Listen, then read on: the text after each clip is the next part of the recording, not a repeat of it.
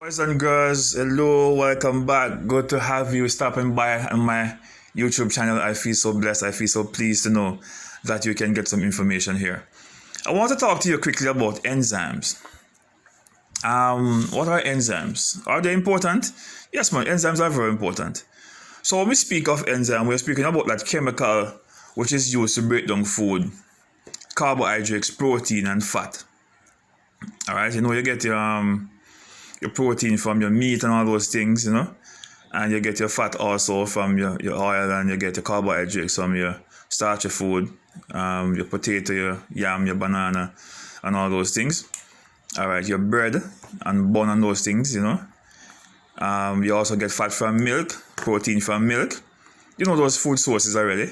I spoke to you about some of them when we're doing the basic needs video.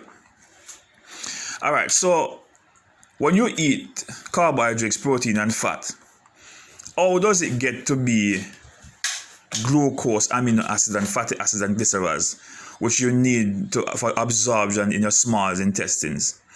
Remember, small digestion complete in the small intestines. 90% of digestion complete in the small intestines. Only 10% of digestion is done inside of the stomach.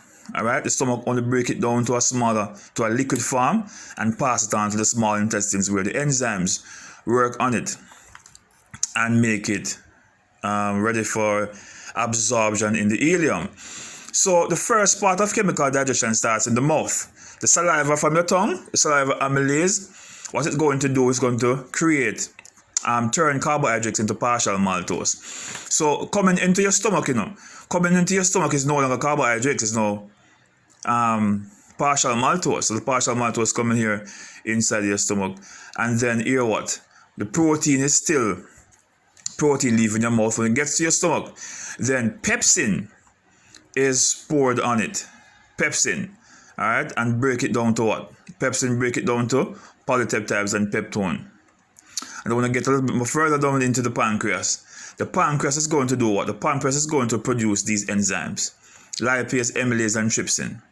All right. The amylase is going to convert the partial maltose to full maltose, and the trypsin is going to convert the peptones to peptides, and the lipase is going to work on fat. It's going to turn fat into fatty acids and glycerols. So the breakdown of fat completes right here in the in the stomach, because the pancreas releases these enzymes into the stomach. It's finished right here. It's finished right here completely. But protein need to further break down. Carbohydrates need to further break down, because in this point, it is only maltose, it's peptides.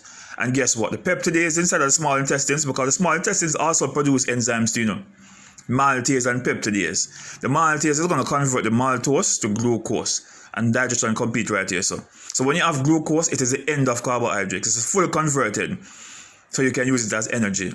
Glucose is also considered to be simple sugar, and sugar is needed in the body for energy, right? And protein is used for the repair of your body tissues and all of that.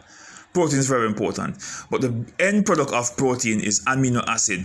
So here in the small intestines now, in the ileum, you're going to absorb glucose, amino acid, and fatty acids and glycerols into the blood, and the blood is going to go to the heart, and the heart is going to pump it all over your body, so that from your head to your toe, your fingers everywhere, can get glucose, amino acid, fatty acids, and glycerols.